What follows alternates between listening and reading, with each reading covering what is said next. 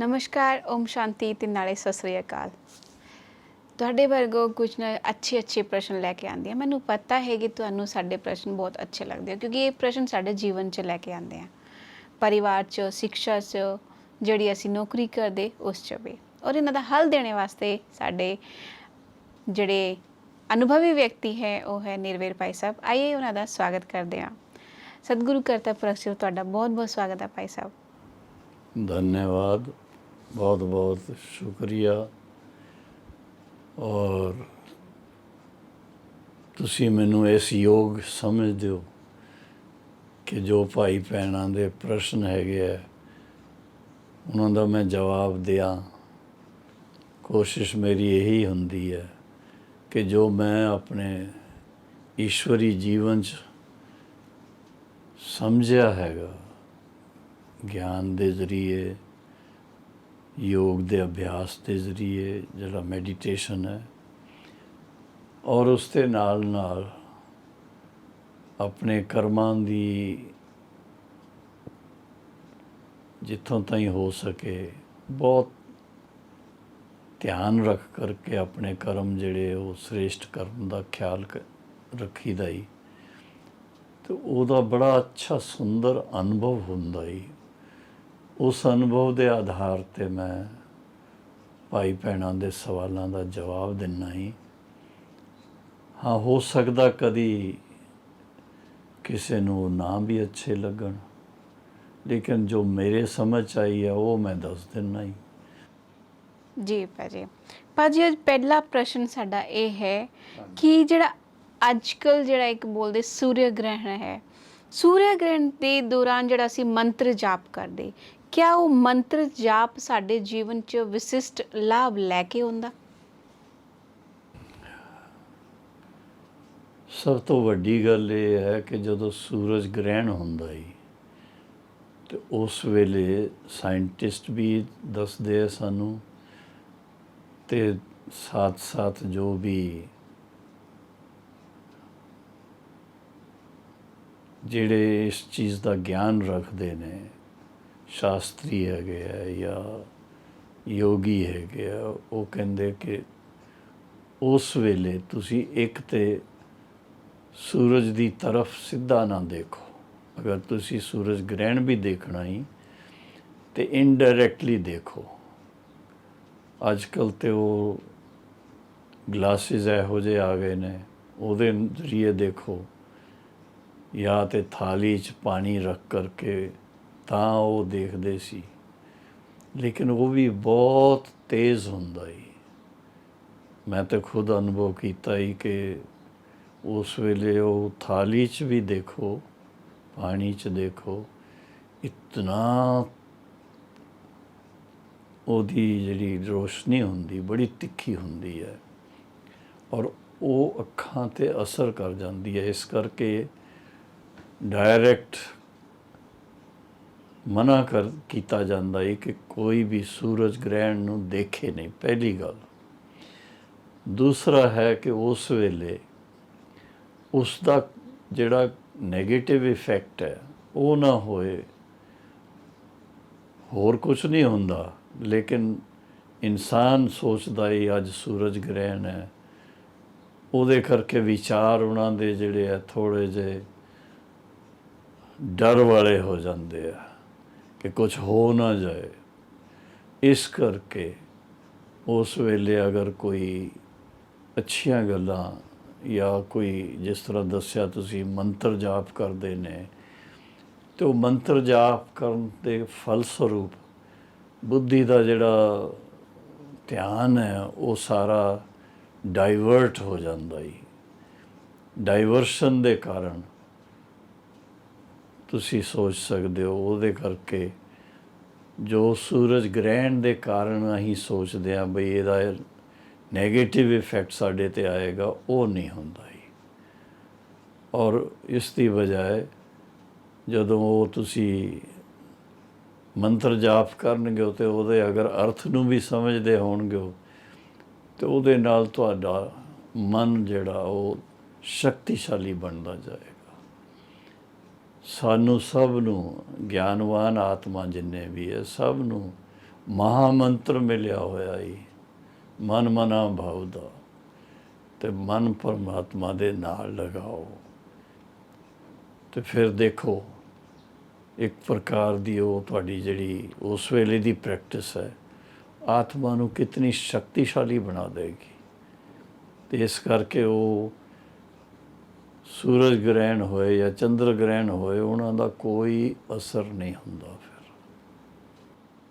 ਜੀ ਭਾਜੀ, ਇੱਕ ਕੁੜੀ ਦਾ ਪ੍ਰਸ਼ਨ ਹੈ, ਉਹ ਬੋਲਦੀ ਕਿ ਮੈਂ ਹਮੇਸ਼ਾ ਹਰ ਵੇਲਾ ਹਰ ਕਿਸੇ ਵਿਅਕਤੀ ਉੱਪਰ ਵਿਸ਼ਵਾਸ ਕਰਦੀ, ਲੇਕਿਨ ਹਰ ਵੇਲਾ ਮੇਰੇ ਨਾਲ ਵਿਸ਼ਵਾਸਘਾਤ ਹੁੰਦਾ। क्या विश्वास करना सही है या नहीं? अंधविश्वास गलत है, सीधी सी बात है। जी। आप हर एक के ऊपर विश्वास करो और वो आपको धोखा देता रहे तो फिर ये तो गलत बात हो गई ना। आप ज्ञानी तो आत्मा बनो, ज्ञानवान हो करके, और आत्मा ਨੂੰ ਦੇਖੋ, ਆਤਮ ਸਰੂਪ ਚ ਦੇਖੋ।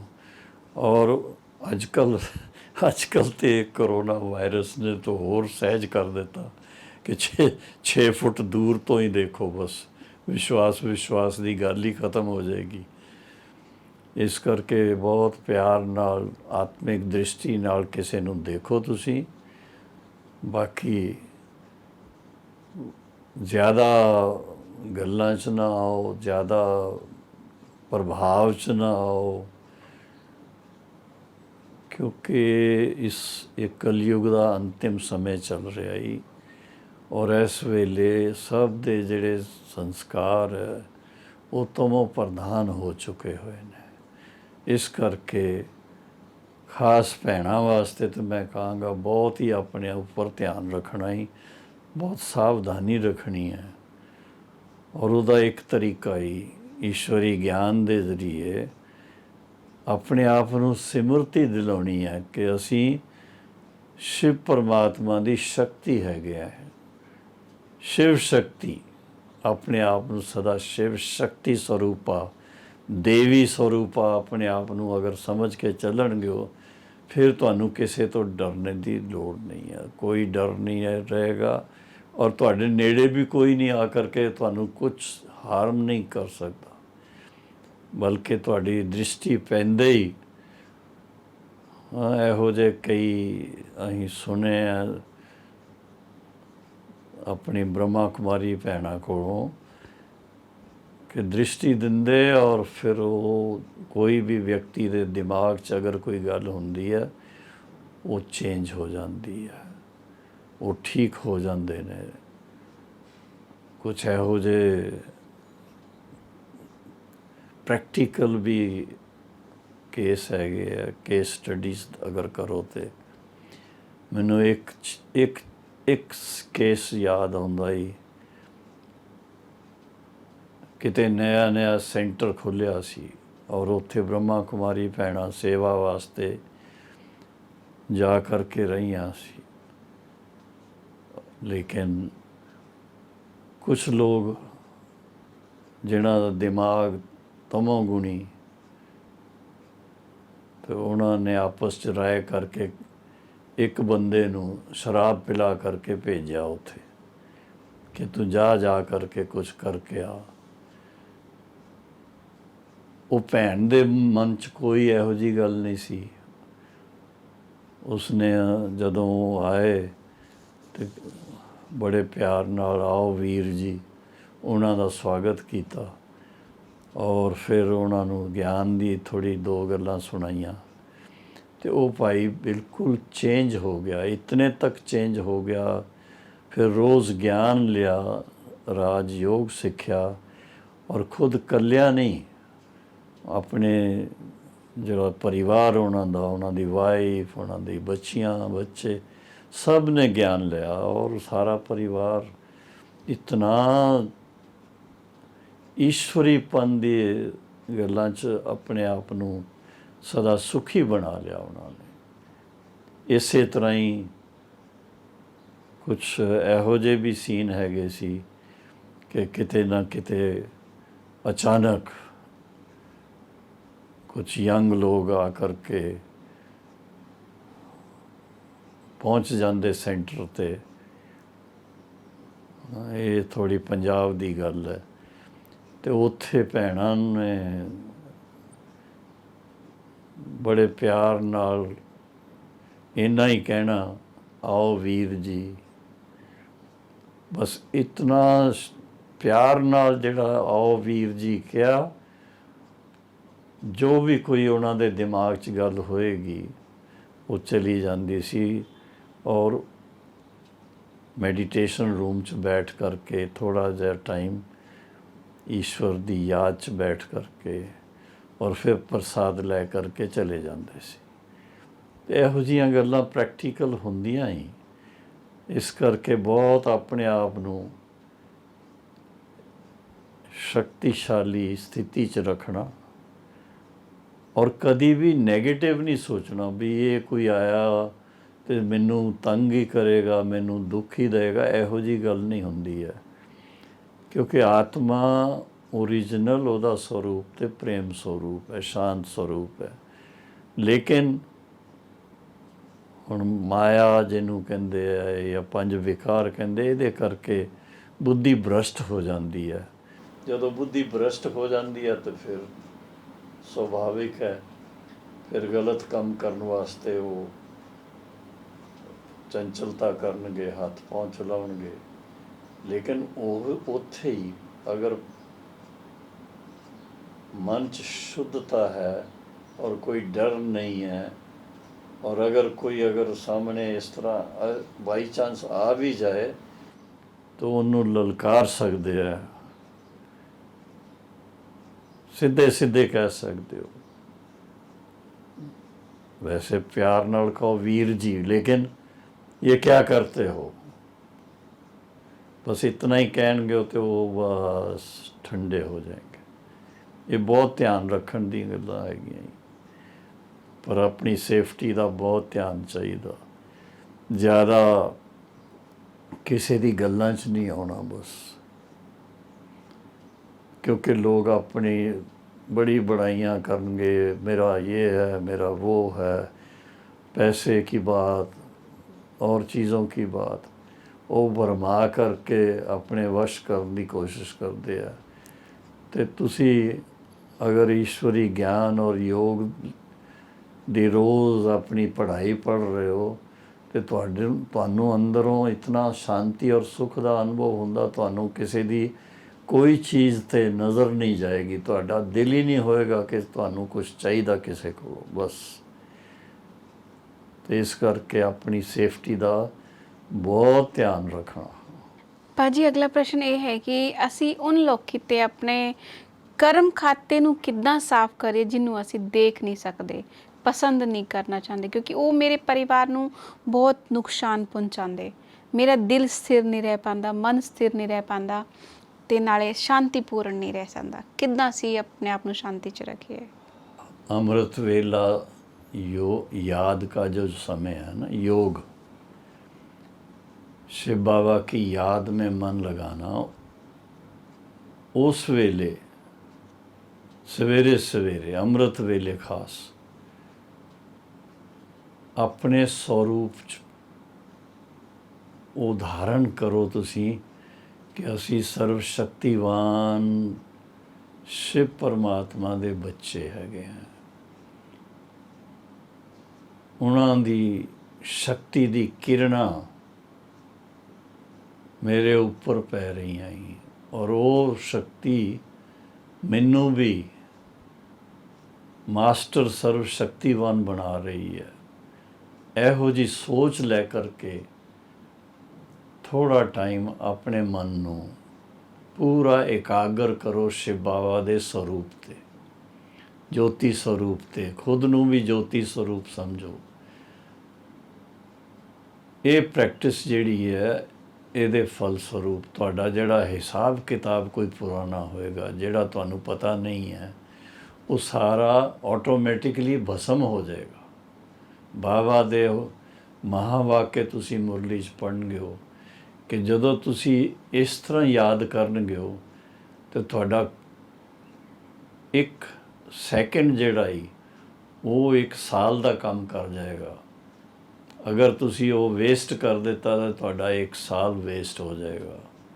ਇਸ ਕਰਕੇ ਜਦੋਂ ਵੀ ਤੁਸੀਂ ਹੋਏ ਟਾਈਮ ਮਿਲੇ ਆਪਣੇ ਆਪ ਨੂੰ ਜੋਤੀ ਸਰੂਪ ਆਤਮਾ ਸਮਝ ਸ਼ਿਵ ਬਾਬਾ ਦੇ ਨਾਲ ਮਨ ਲਗਾਓ ਔਰ ਉਸ ਸ਼ਕਤੀ ਸਰੂਪ ਨੂੰ ਇਮਰਜ ਕਰੋ। ਉਸ ਵੇਲੇ ਸਰਵ ਸ਼ਕਤੀਵਾਨ ਦੇ ਬੱਚੇ, ਮਾਸਟਰ ਸਰਵ ਸ਼ਕਤੀਵਾਨ, ਮਾਸਟਰ ਬੱਚੇ ਨੂੰ ਕਿਹਾ ਜਾਂਦਾ ਹੈ। ਸਰਵ ਸ਼ਕਤੀਵਾਨ ਦੇ ਬੱਚੇ, ਮਾਸਟਰ ਸਰਵ ਸ਼ਕਤੀਵਾਨ ਆਤਮਾ ਹੈ। ਇਹ ਸੋਚ ਕਰਕੇ ਥੋੜਾ ਉਹਨੂੰ ਮਹਿਸੂਸ ਕਰਨ ਦੀ ਕੋਸ਼ਿਸ਼ ਕਰੋ। ਉਹਦੇ ਬਾਰੇ 'ਚ ਹੀ ਬਾਰ-ਬਾਰ ਸੋਚੋ ਕਿ ਮੈਂ ਸਰਵ ਸ਼ਕਤੀਵਾਨ ਬਾਪ ਦੀ ਸੰਤਾਨ, ਪਰਮਾਤਮਾ ਦੀ ਸੰਤਾਨ, ਵਾਹਿਗੁਰੂ ਦੀ ਸੰਤਾਨ, मैं मास्टर सर्वशक्तिवान आत्मा हूँ, मैं आत्मा हूँ, मास्टर सर्वशक्तिवान आत्मा हूँ। तो तुसी देखणगे हो कुछ मिनटां च कितना फर्क पैंदा है। आत्मा बिल्कुल लाइट हो जाती है। ये सारी जिहड़ी ਕਾਊ ਵੈਬਸ ਕਿਹਾ ਜਾਂਦਾ ਇਹਨੂੰ, ਇਹ ਸਭ ਖਤਮ ਹੋ ਜਾਣਗੇ, ਉੜ ਜਾਣਗੇ ਔਰ ਆਤਮਾ ਉਜਵਲ, ਸਾਫ, ਔਰ ਜੋ ਵੀ ਉਹ ਤੁਹਾਡੇ ਵਾਈਬ੍ਰੇਸ਼ਨ ਹੈਗੇ ਉਹ ਸਾਰੇ ਘਰ ਨੂੰ ਜੋ ਵੀ ਹੈ ਉਹਨੂੰ ਬਹੁਤ ਪੋਜ਼ਿਟਿਵ ਬਣਾ ਦੇਣਗੇ, ਬਹੁਤ ਸ੍ਰੇਸ਼ਟ ਬਣਾ ਦੇਣਗੇ, ਪਵਿੱਤਰ ਬਣਾ ਦੇਣਗੇ। ਅਤੇ ਫਿਰ ਇਹ ਜਿਹੜੀਆਂ ਛੋਟੀਆਂ ਮੋਟੀਆਂ ਗੱਲਾਂ ਇਹ ਖਤਮ ਹੋ ਜਾਣਗੀਆਂ। ਤਾਂ ਭਾਜੀ ਯੋਗ ਦੇ ਦੁਆਰਾ ਕੀ ਅਸੀਂ ਡਿਪਰੈਸ਼ਨ ਤੇ ਵੀ ਛੁਟਕਾਰਾ ਪਾ ਸਕਦੇ?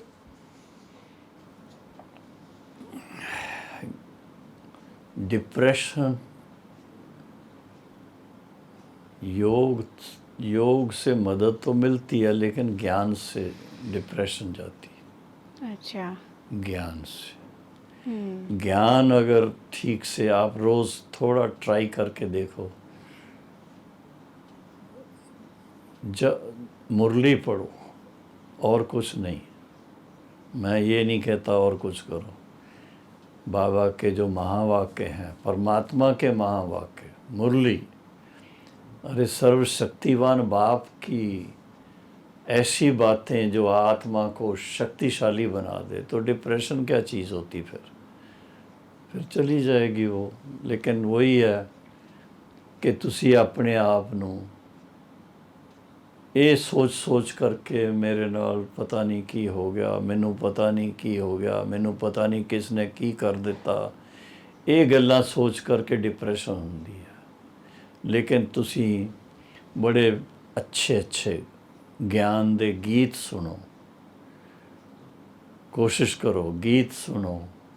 जदों गीत सुनते हो तो उठ के रास कर लो और फिर मुरली पढ़ लो। मुरली पढ़ के बुद्धि चलाओ, बाबा ने ये क्या ਇਹਦੇ 'ਚ ਉਹ ਦਾਦੀ दीदी आपस च जदों रूह रूहान करते सी तो इसमें लाइट क्या है, इसमें माइट क्या है, वो थोड़ा जा उस ख्याल नाल जदों पढ़नगे हो तो रोशनी की मिलती है, ज्ञान की मिलता ही। और इस नूं अगर जीवन च लियाउने हैं तो शक्ति सानू की मिलती है। ये थोड़ा अपने बुद्धि नूं बिजी करो ज्ञान और योग च, ते बाकी सारियां गल्लां जड़ियां अपने आप ठीक हो जाणगियां।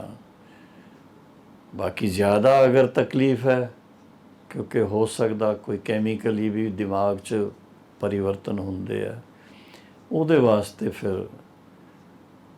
डॉक्टर्स, बहुत अच्छे डॉक्टर्स हैगे है, साइकैट्रिस्ट, उन्हां दी मदद ले लेनी चाहिए है। थोड़ा जिहा कुछ दिन वास्ते, 15 दिन महीने वास्ते वो दवाई दिंदे आ, उहदे नाल ठीक हो जाता है।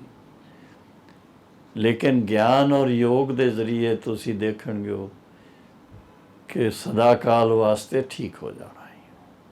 ये थोड़ा जा अब तुहाडे दिल च इहदी एप्रीसीएशन चाहिदी है, उमंग चाहिदा है, खुशी चाहिदी है।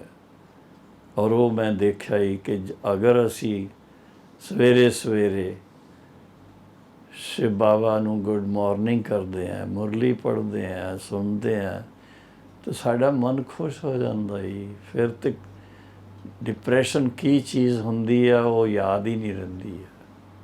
ਔਰ ਨਾ ਤੁਸੀਂ ਕਦੀ ਯਾਦ ਕਰੋ ਉਸ ਨੂੰ, ਕੋਈ ਫਾਇਦਾ ਨਹੀਂ ਯਾਦ ਕਰਨ ਦਾ। ਬਾਬਾ ਨੇ ਕਿਹਾ ਨਿਰੰਤਰ ਮੁਝੇ ਯਾਦ ਕਰੋ। शिव बाबा ने बच्चों ਨੂੰ यही किया ही, हे आत्मा स्वयं को आत्मा निश्चय कर, मुझ परम पिता परमात्मा को निरंतर याद कर। ਜੀ ਭਾਜੀ ਤੁਹਾਡਾ ਬਹੁਤ ਬਹੁਤ ਧੰਨਵਾਦ ਜਿਹੜਾ ਤੁਸੀਂ ਆਪਣਾ ਸਮੇਂ ਸਾਨੂੰ ਇਤਨਾ ਕੀਮਤੀ ਸਮੇਂ ਨਿਕਾਲ ਕੇ ਸਾਡੇ ਦਰਸ਼ਕਾਂ ਨੂੰ ਸਾਡੇ ਪ੍ਰਸ਼ਨਾਂ ਦਾ ਉੱਤਰ ਦਿੰਦੇ। ਸਤਿਗੁਰੂ ਕਰਤਾ ਪੁਰਖ ਤੁਸੀਂ ਬਹੁਤ ਆਏ, ਬਹੁਤ ਬਹੁਤ ਧੰਨਵਾਦ।